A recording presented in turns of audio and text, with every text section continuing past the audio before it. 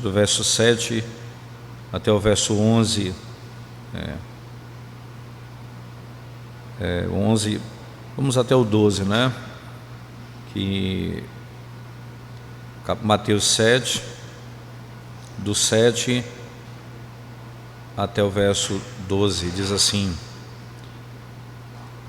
Pedi e dar-se-vos-á, buscai e achareis, batei e abrir-se-vos-á.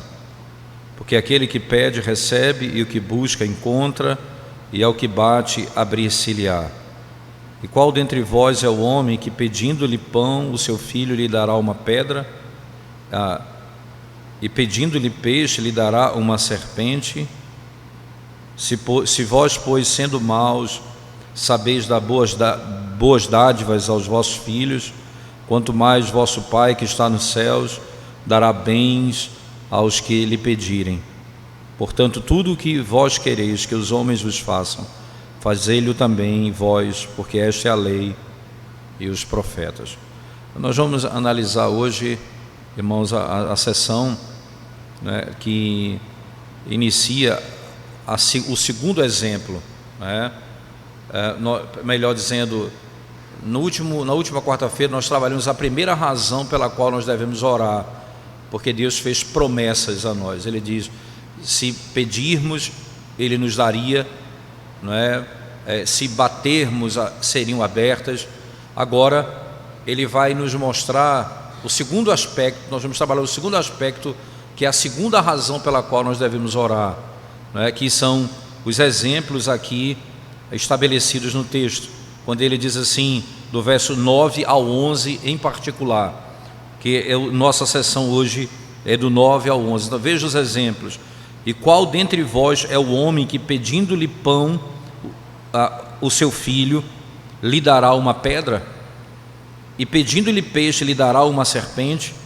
Se vós, pois, sendo maus, sabeis dar boas coisas aos vossos filhos, quanto mais vosso Pai que está nos céus dará bens aos que lhe pedirem. Então essa é a sessão que ele vai nos mostrar como uma outra razão pela qual nós devemos orar ao Senhor, né? Então aqui contém a segunda razão, né, que é pelo qual nós devemos buscar o Senhor. E essa razão, ela se coloca em comparação entre pessoas que não são iguais, certo? É uma comparação entre aqueles que não são iguais, que é extraído do menor para o maior, certo? Porque do cuidado que é visto nos pais, não é, naturais sobre seus filhos, para a prova inequívoca do cuidado mais amoroso do Pai Celestial sobre nós, do menor para o maior. E esse tipo de raciocínio é muito comum nas Escrituras, irmãos, muito comum. Por exemplo, Isaías 49:15, você vai dizer assim, você ouve o profeta dizer: pode uma mulher esquecer do seu filho e não ter compaixão do filho do seu ventre, do seu útero? Aí o texto diz: embora elas possam esquecer os seus filhos, o Senhor, entretanto, não se esquecerá de vós. Então ele pega um padrão menor e compara com um padrão superior. A mesma coisa em último exemplo, mas se multiplica nas Escrituras. O Salmo 103, verso 13, o salmista diz: como um pai tem compaixão dos seus filhos, assim o Senhor tem compaixão daqueles que o temem. Como um pai tem compaixão dos seus filhos, assim o Senhor tem compaixão daqueles que o temem. Vocês podem encontrar isso também em Malaquias 3,17 e assim por diante, ok? Então, essa é a maneira como o Senhor coloca. Ele vai arrazoar, vai refletir sobre uma comparação entre aqueles que são não iguais, o menor comparado com o maior, né? Então, essa estrutura do raciocínio de Cristo, essa razão estabelecida pelo Senhor, irmãos, ela mostra um favor especial de Deus para os pais piedosos. O favor especial de Deus para com os pais piedosos. Eles têm a oportunidade de provar o amor de Deus e do cuidado do amor de Deus sobre eles mesmos, pela consideração desse cuidado natural e essa afeição que eles têm para com os seus próprios filhos. Eles provam desse cuidado, dessa afeição de Deus para conosco. E certamente, não é, ele pode aprender e aplicar para si mesmo o favor amoroso e o cuidado de Deus sobre eles, pela mesma afeição neles mesmos, isto é, a afeição que eles têm pelos seus filhos, eles podem perceber o cuidado que Deus tem para com eles. Os pais aqui piedosos têm a oportunidade de meditar sobre essas coisas. Agora, esse favor, irmãos, e privilégio que Deus concedeu a esses, não é? Que é por uma causa especial, né? Qual é a causa que o Senhor estabeleceu esse favor? Primeiro, para que animasse aos pais que ainda não provaram do amor de Deus, para que possam abraçar a sua palavra e as promessas nos quais Deus revela o seu amor aos homens, para que eles também possam provar do amor de Deus para com eles. E eles podem ter um padrão do modo como eles mesmos têm para com seus filhos. É a oportunidade que o Senhor coloca. Então a causa principal é animar os pais para que eles possam, veja, os pais que ainda não provaram do amor de Deus, para que eles se animem e possam conhecer a palavra e as promessas onde Deus revela o seu amor para com os homens. Segundo, para provocar esses pais a trabalhar, para que eles tenham corações, irmãos, arraigados e fundados no amor de Deus. Eles precisam entender que o amor que eles precisam manifestar tem de ter suas raízes em Deus, que é o amor de Deus para com os seus filhos. E terceiro lugar, que eles possam ter a experiência do amor de Deus neles mesmos. Como? Trazendo esse amor de Deus para com eles, aos seus filhos e à posteridade, para que eles possam fruir do mesmo amor e da mesma misericórdia. Ensinar os seus filhos a confiarem nesse Pai, e eles confiem nele de tal maneira que eles amem a misericórdia e o amor de Deus manifestado por eles. Quando nós chegamos agora à comparação propriamente dita, né? Então veja, vamos analisar essa comparação propriamente dita. A primeira parte, não é, que dessa comparação é que ela tem uma propriedade natural em todos os pais. Vou repetir, isso é uma propriedade natural a todos os pais. O que? Dar boas coisas aos seus filhos. É da natureza, é natural a todos os pais concederem boas coisas aos seus filhos. Esse é um princípio que mexe com a nossa consciência, irmãos. Os pais deveriam ter cuidado pelos seus filhos. Literalmente, não é? O apóstolo Paulo, escrevendo a Timóteo na primeira carta, ele chega a exortar, no capítulo 5, verso 18, dizendo assim: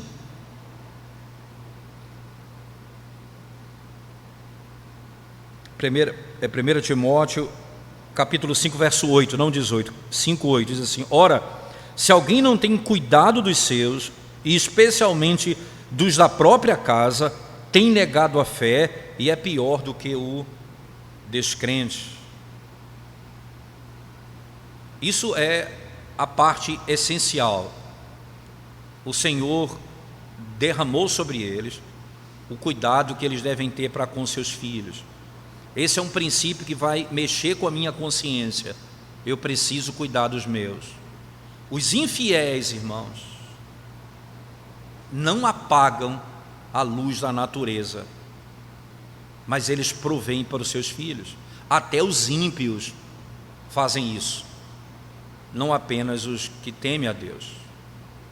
Dessa maneira, então, não é?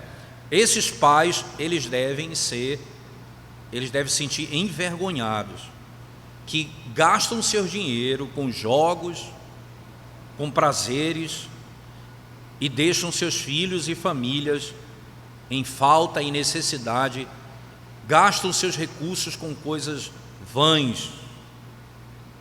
Eles gastam, irmãos, o seu recurso com os prazeres, não é? E eles deveriam derramar esses recursos sobre os seus filhos. Assim, os pais que fazem isso se revelam não naturais, nem mesmo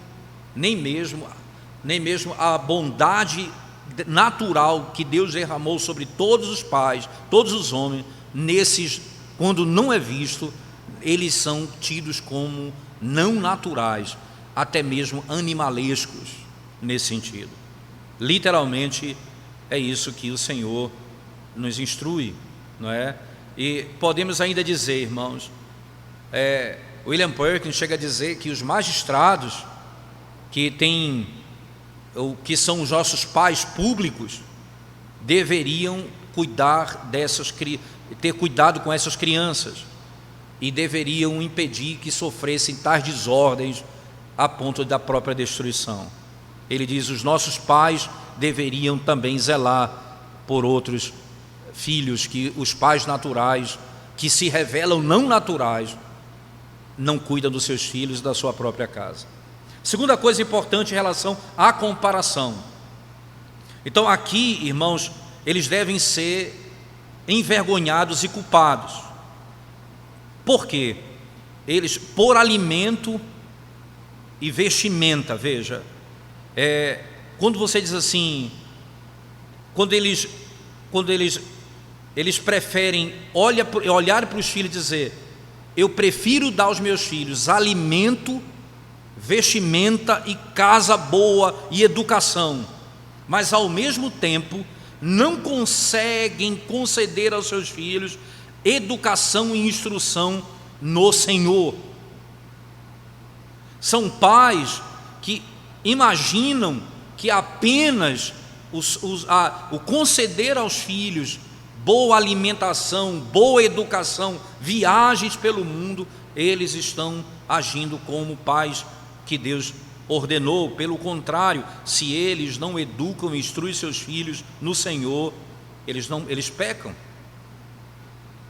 porque é certamente algo extraordinário para a alma, irmãos. Isso você vai encontrar na Escritura muito bem. Por exemplo, o texto-chave que nós usamos até quando começamos a falar sobre o culto doméstico, Gênesis 18, verso 19, veja o que Deus diz a Abraão, diz assim: porque eu o escolhi para que ordene a seus filhos e a sua casa depois dele, a fim de que guardem o caminho do Senhor e pratiquem a justiça e o juízo, para que o Senhor faça vir sobre Abraão o que tem falado a seu respeito. Eduque os seus filhos no temor do Senhor. Paulo escreve a Timóteo na segunda carta, capítulo 1, verso 5, quando ele fala de Eunice e o cuidado que tiveram com Timóteo, dizendo assim: você foi educado numa fé verdadeira. Esse é o melhor cuidado que um pai pode ter com o seu filho. Então, segunda coisa na comparação, cuidado, irmãos. Serão culpados os pais que pensam apenas que seus filhos precisam de alimento, de vestimento e educação, e não provém para os seus filhos educação espiritual. Terceiro, ainda em relação a essa comparação, nós devemos ver que o estado daqueles que matam seus próprios filhos. Alguns pais matam seus próprios filhos. Irmãos, esses tornam-se não naturais, sendo, segundo o julgamento divino, entregues a si mesmo para serem governados por Satanás, que enche os seus corações com essa crueldade, selvageria e, resumindo, e aspectos não naturais no homem. Você imagina como é descrito uma mãe ou um pai que resolvem matar o seu próprio filho. Resolvem matar o seu próprio filho. E aí hoje, por incrível que pareça, é comemorado o dia, acho que é hoje, né, o Dia Internacional da Mulher, não é? Eu não vou entrar no mérito da origem, não quero discutir isso, mas o que se gabam as mulheres é que elas agora têm o direito de fazer o que querem com seus corpos, até mesmo matar os seus próprios filhos. Verso 11, preste atenção, o que o verso 11 agora vai nos levar para um pouco mais adiante. Veja, ele diz: se vós, pois, sendo maus. Essa é uma outra característica da aplicação, da comparação. Então aqui aqui é uma aplicação da comparação. Ali é como a gente analisa a comparação, aqui ele está aplicando a comparação. O fundamento pelo qual, irmãos, é estabelecido isso nesses dois versos. Primeiro, quando ele diz maus, o que é que ele quer dizer? E vós que sois maus. O que é que o Senhor Jesus está querendo dizer com isso? Ele quer dizer, irmãos, não todo tipo de pecado. Ele não está falando aqui de todo tipo de pecado. Nós somos maus no sentido de que a nossa natureza e todos somos pecadores. Não é isso que o Senhor está dizendo aqui. Mas ele está querendo dizer, literalmente, que são as manchas e as máculas na alma do homem, com malícia, inveja, egoísmo, que buscam o seu próprio bem.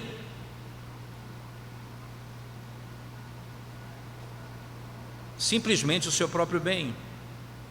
O Senhor Jesus chega a dizer: se os teus olhos são maus, não é? Veja, no mesmo texto de Mateus, no capítulo 20, irmãos, Mateus capítulo 20, versículo 15, preste atenção no texto sagrado. Mateus 20, verso 15, diz assim a Escritura: porventura não me é lícito fazer o que quero do que é meu? Ou são maus os teus olhos porque eu sou bom?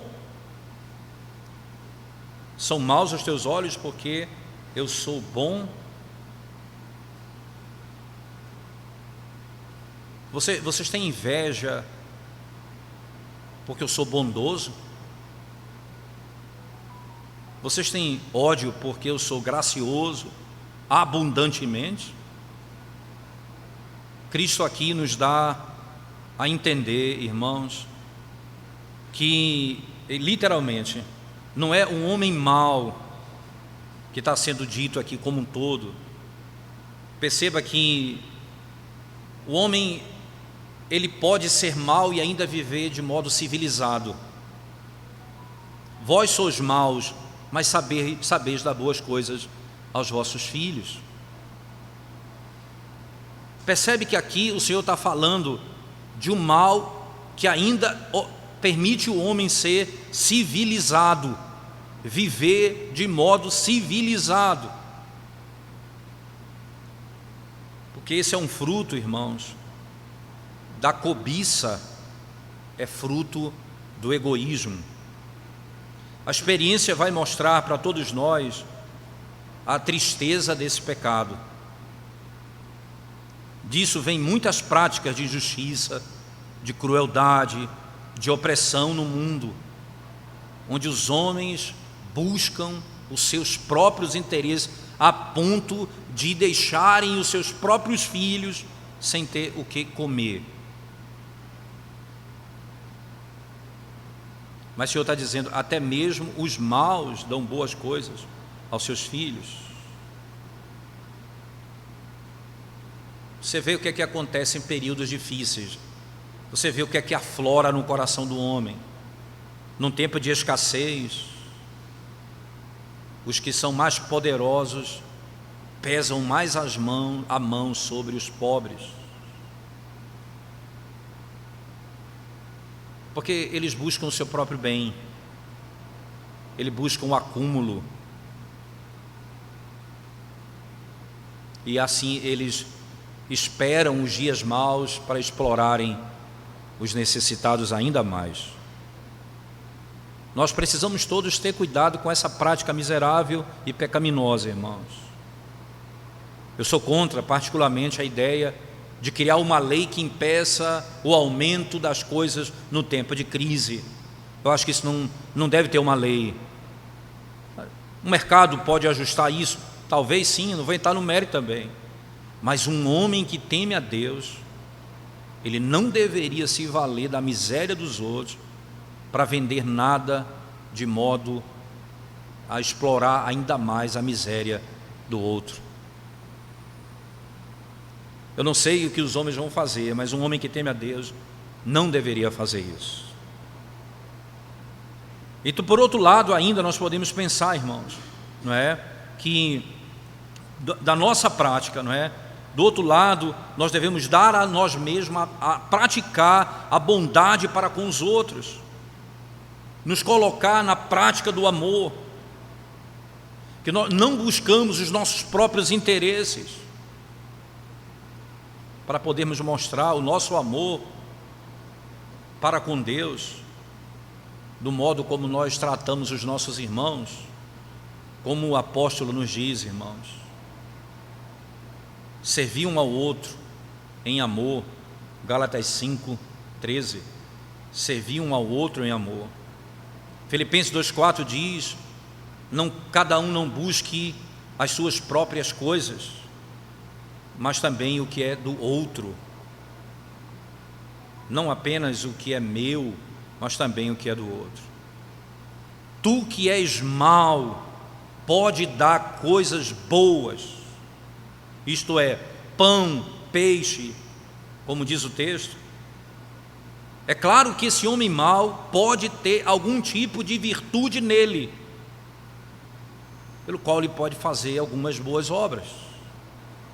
E aí vem a pergunta teológica: como é que um homem mau, que não conhece a Deus, pode fazer coisas boas?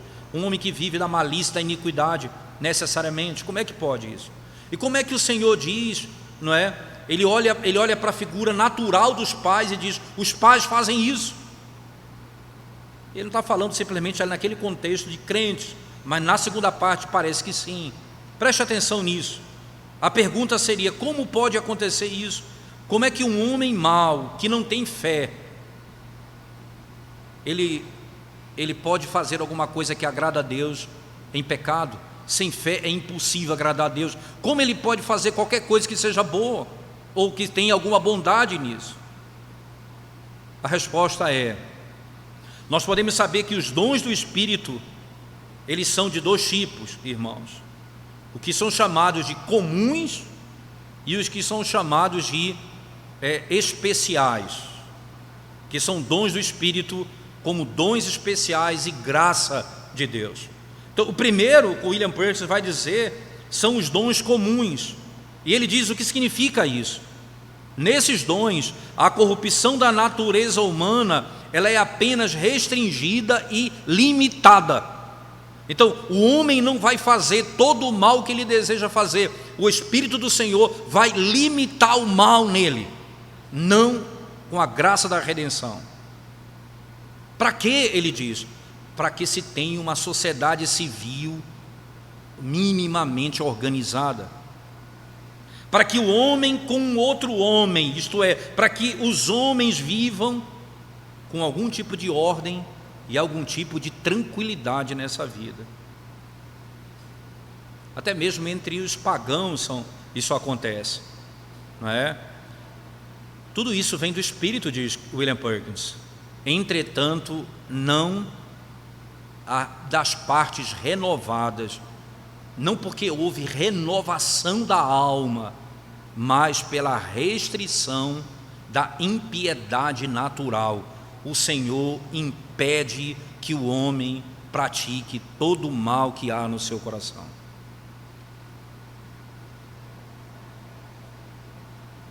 não são virtudes santificadas, ele diz, mas são sombras dessa virtude santificada. O segundo tipo de dons que o Espírito derrama sobre os homens é o dom do Espírito, os dons especiais da graça de Deus. Nesses dons, irmãos, a corrupção da natureza humana é mortificada e alguma parte abolida, e as graças da imagem de Deus são renovadas no homem, pelo qual eles se tornam amáveis, dóceis, justos, temperados e coisas afins. O qual no homem regenerado, irmãos, isso no homem regenerado revela que eles são verdadeiros cristãos. E o exercício disso é fazer o bem, fazer o que é bom, como o Senhor ordena. Então, ele não nega que há um aspecto em que esse homem natural, que é a figura do pai, que é uma visão geral da sociedade, até os pais sabem fazer, dar o que é bom aos filhos.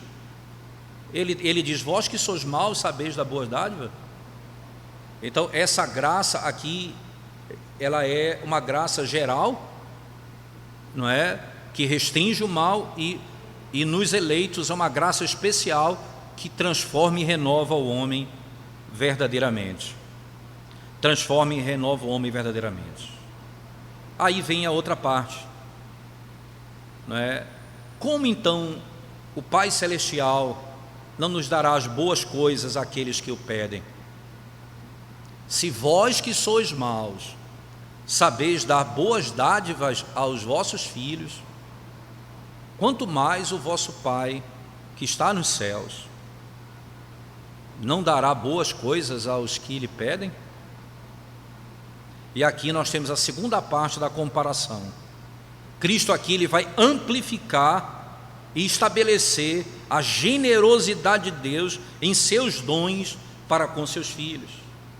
É interessante que Lucas, irmãos, falando desse mesmo texto, lá em Lucas 11, eu queria que você lesse comigo, veja o que Lucas acrescenta, que é bem interessante e ajuda a entender mais o texto. Lucas 11, verso 13, diz assim o texto sagrado,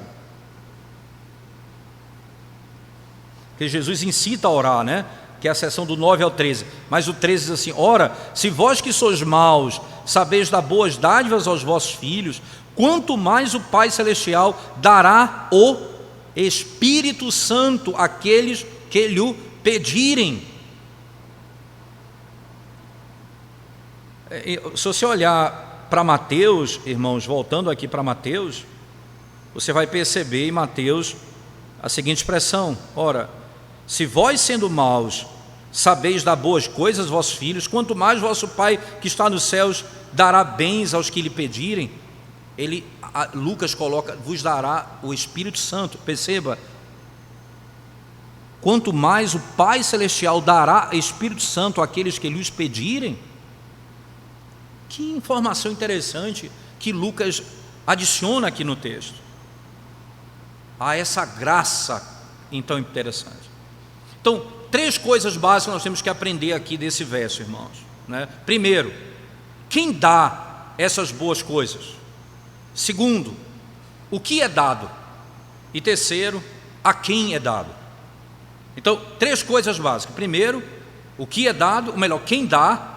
Segundo, o que é dado. E terceiro, a quem é dado. Primeira parte, o autor dessas boas coisas, o texto diz, é o Pai Celestial. Porque dele e por ele vêm todas as boas dádivas e todo o dom perfeito. Nele contém todas essas coisas. Então vem a pergunta que talvez nós fizéssemos, mas esse dom que é do Espírito Santo, que é citado em Lucas, né? Como você entende? Veja, o Espírito Santo é Deus, como pode então ele ser dado? Se o Espírito Santo é Deus, como pode ele ser dado? Não parece que isso é levar a doutrina da Trindade à confusão, porque a pessoa que dá tem mais poder e autoridade do que a pessoa dada, alguém poderia argumentar. Resposta: nós devemos saber, primeiro, irmãos, que a ação do Pai em dar o Espírito Santo não é por virtude de autoridade e poderes superiores, mas por consentimento. O Espírito Santo é livremente, veja, e voluntariamente, ele é dado da parte do Pai. Ele não vem contra a sua vontade, é voluntário. Porque todas as três pessoas da Trindade, irmãos, todas as três pessoas da Trindade, eles são exatamente o mesmo Deus, têm exatamente a mesma vontade, têm exatamente o mesmo poder e são exatamente dignos de adoração. Essa maneira de dizer não fala sobre isso. Aí vem o segundo aspecto dessa questão. Esse ato de dar não é, veja, em essência ou pessoa, irmãos, mas no que diz respeito à operação da graça, como amor, alegria, paz nos corações dos filhos. O Espírito é dado dessa forma, veja, não significa dizer é dado a essência, mas é dado como, literalmente, no que diz respeito à operação da graça, a graça que opera em nós, literalmente. Então, a primeira questão que deve ser respondida é: quem é que dá? O Pai. Aí vem a segunda, que ainda está associada a isso, a segundo ponto, não é? Veja, o que são essas boas coisas dadas? Lucas diz: o Espírito Santo. Como o Pai pode dar o Espírito Santo? Por que o Espírito Santo não pode dar o Pai, já que eles são iguais? Vem a pergunta. A razão é por causa dessa ordem em que a divina sabedoria se manifesta na Trindade. Porque embora as três pessoas sejam iguais em todas as propriedades da divindade, o que é de um é de todos. Entretanto, eles são distintos na ordem. Veja, o Pai sendo a primeira pessoa, o Filho não é a primeira pessoa, mas a segunda. O Espírito Santo não é a primeira pessoa nem a segunda pessoa, mas a terceira. Por que isso é tão importante? Para mostrar que são distintos. Para mostrar que são distintos. Três pessoas numa única divindade. E consequentemente, não é? É nesse sentido que o Pai dá o Filho. O Pai também deu o Filho. Tanto o Pai quanto o Filho deram o Espírito Santo. Entretanto, não em pessoa, mas no que diz respeito aos dons e à operação. Então é pela livre e pelo consentimento igual, não da superioridade ou por constrangimento, mas por voluntariedade. Um é dado à igreja pelo outro, voluntariamente. O Filho foi dado pelo Pai e o Filho veio voluntariamente à igreja. A mesma coisa o Espírito Santo. E aí vem a terceira questão: a quem é dado, veja, a quem o Pai dá o dom do Espírito Santo? A quem ele dá? A quem o pede, diz o texto de Lucas, no capítulo 11, verso 13, a quem o pede.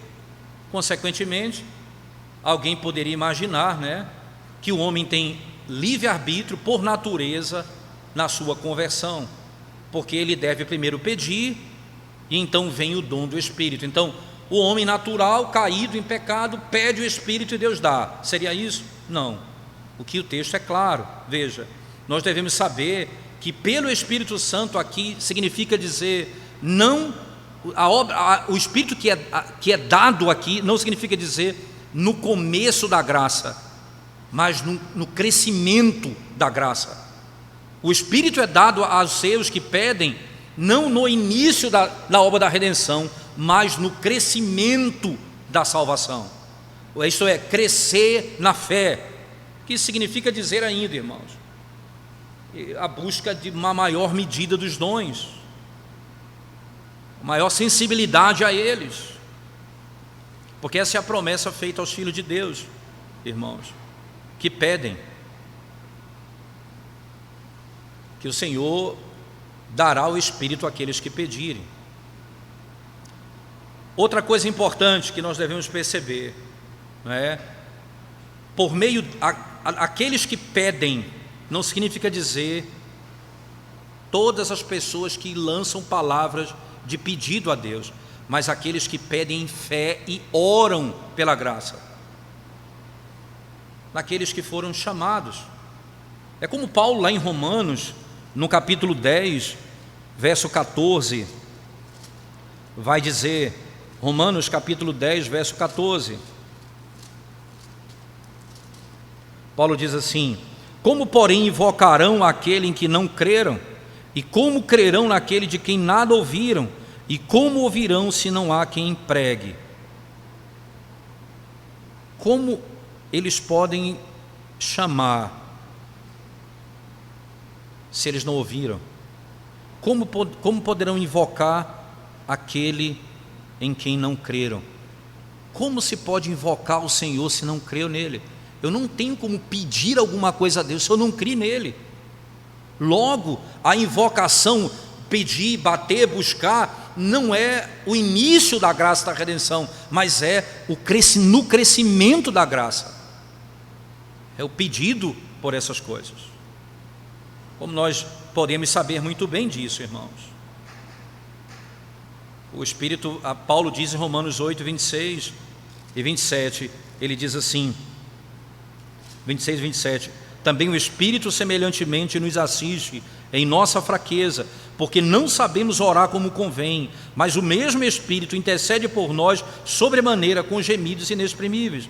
E aquele que sonda os corações sabe qual é a mente do Espírito, porque segundo a vontade de Deus é que ele intercede pelos santos. Vamos aqui rapidamente a algumas aplicações para encerrarmos, irmãos. Algumas aplicações para nós encerrarmos. Primeiro, quando nós aprendemos aqui que a graça é dada não para o ocioso, não para o que não pede, o que não busca e o que não bate, mas é dada para quê?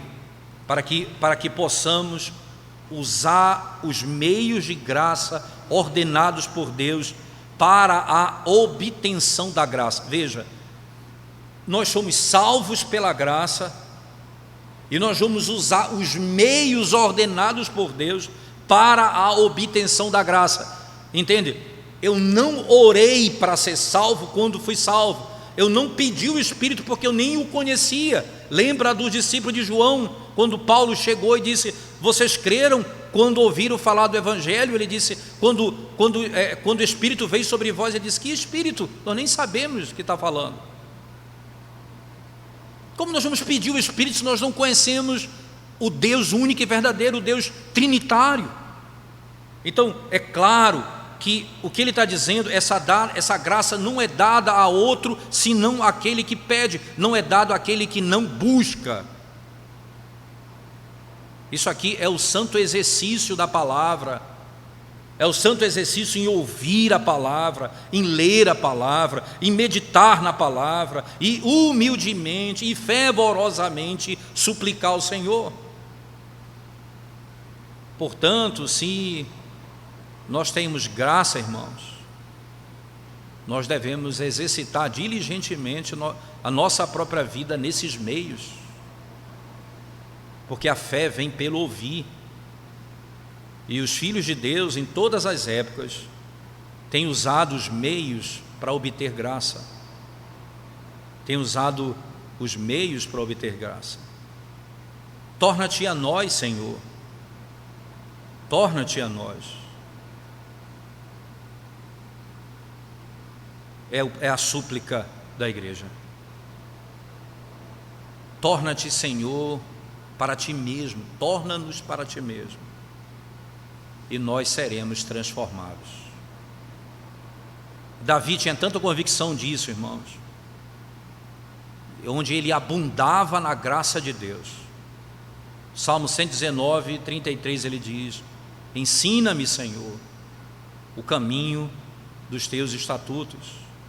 No mesmo Salmo 119, verso 99, ele diz: eu tenho tido mais entendimento do que todos os meus mestres, porque os teus testemunhos são a minha meditação. Graça, graça e mais graça é recebida por causa que ele busca isso do Senhor. Então os discípulos de Cristo não apenas ouviram Cristo pregar, mas desejavam ser instruídos nas coisas que eles não sabiam. Quando o Senhor contava uma parábola, eles diziam: declara-nos o significado dessa parábola, Senhor. Quando Jesus instruía sobre a necessidade de perdoar o outro que lhe ofendia, e ele dizia: quantas vezes eu perdoar? 70 vezes 7. Então o evangelista cita: então eles oraram, eles pediam dizendo: aumenta a nossa fé, Senhor. Eles suplicam: aumenta a minha fé, desvenda os meus olhos. Eles oravam dessa maneira. Aqui então nós podemos ver a causa da ignorância e da falta de graça que abunda no mundo, irmãos, a saber, negligência nos meios que Deus ordenou para a obtenção da graça. O coração do negligente é como um campo da preguiça, um campo do preguiçoso, que não tem nenhum grão, mas está tomado de cardos e abrolhos, de espinhos. O coração do negligente é assim, cresce nele cardos e abrolhos, espinhos, maldade, iniquidade, constantemente. Segunda aplicação importante, isso serve para o conforto daqueles irmãos que apenas começaram na graça, mas de medida fraca e pequena. Não seja desencorajado, porque Deus tem graça sobre graça reservada para nós. Graça sobre graça. Se nós pudéssemos apenas perceber o quanto nós precisamos da graça e lamentássemos diante de Deus por isso, usando os meios da palavra e da oração para buscarmos mais graça, como nós seríamos abençoados por Deus. Aqui a promessa do Espírito Santo, que é aquele que é a fonte de toda a graça. Terceiro, isso nos serve também, irmãos, como um bom fundamento para combater muitos erros. Primeiro, a opinião da graça universal, pelo qual muitos pensam que todo homem pode ser salvo se ele quer, que o homem pode ser salvo se ele desejar, porque a promessa do Espírito Santo, sem a qual ninguém pode ser salvo, não é universal, mas aqui é dado apenas como restrição àqueles que perdem de acordo com a vontade de Deus.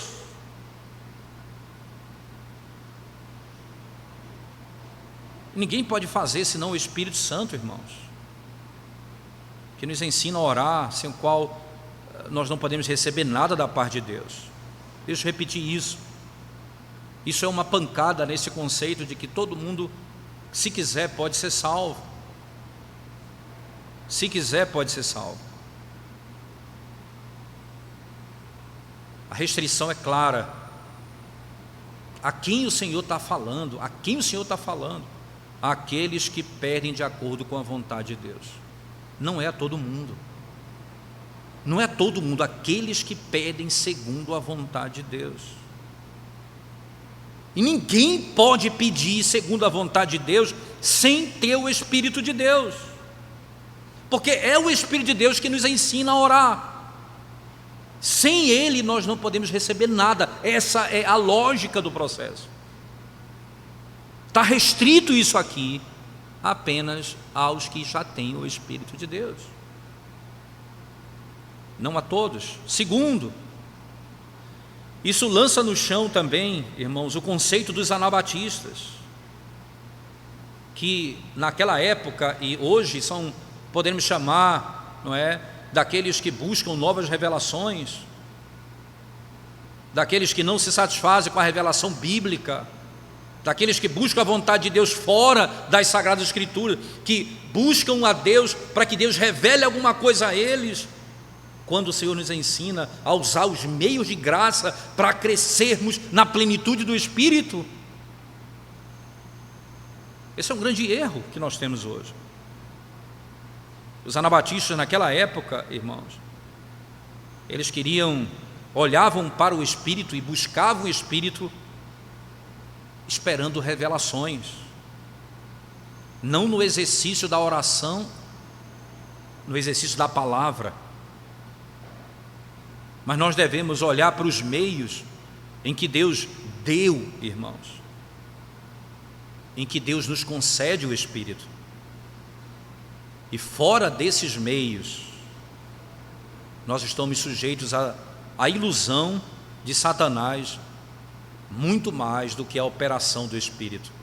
Se buscarmos fora do Espírito, a parte das Sagradas Escrituras e dos meios que Deus nos deu, nós estamos sujeitos à grande ilusão, à grande fantasia que vivem muitos que se dizem crentes e buscam novas revelações do Espírito dessa maneira. Terceiro, é uma grande pancada contra os erros da Igreja Católica Romana, que ensinam que um homem, pelo bom uso dos dons da natureza, pode obter os dons do Espírito Santo. A Igreja Católica Romana ensina que pelo bom uso dos dons da natureza, eles podem obter os dons do Espírito Santo. Ora, irmãos, não há promessa maior do que essa nas Escrituras, onde os dons do Espírito Santo são prometidos para o exercício do dom da oração em fé, que não pode fazer por natureza, somente pela graça.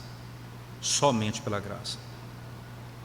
E quando nós pedimos com fé, pela graça, isso não é a causa dos dons do Espírito. Preste atenção nisso, porque eu posso fazer da fé e da graça obra.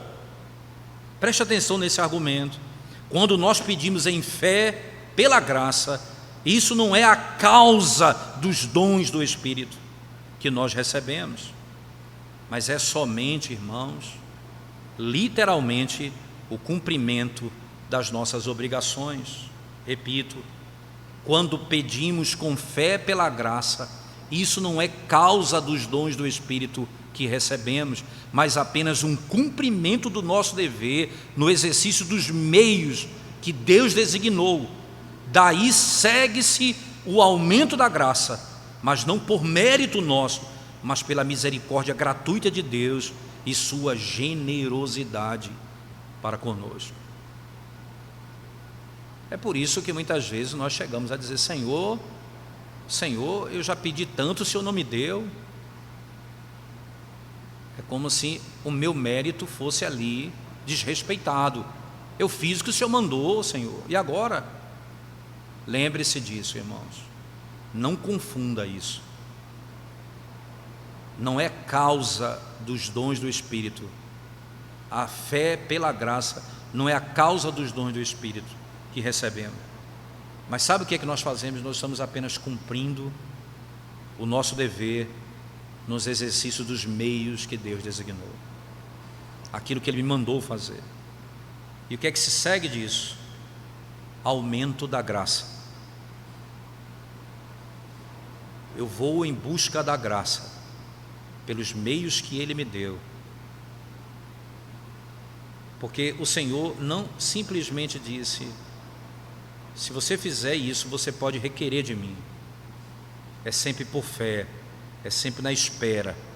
E lembre-se, não é apenas pedir, mas é buscar, é bater.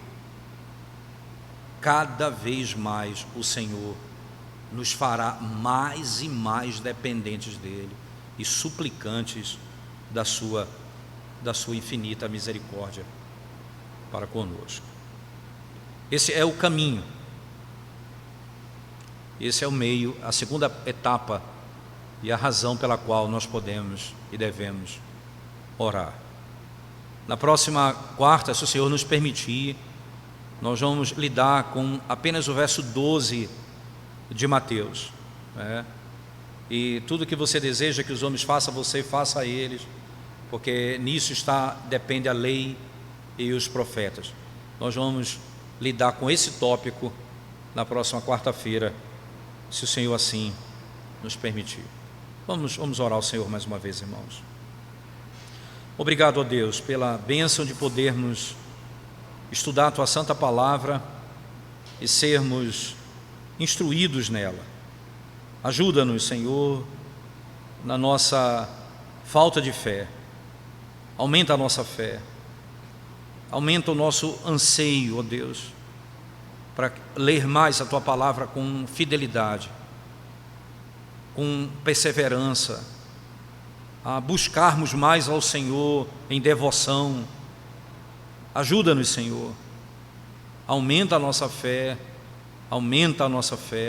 socorre-nos e ajuda-nos a buscarmos o Senhor sinceramente, pela palavra, em oração, no poder do Senhor. Em nome de Jesus. Amém.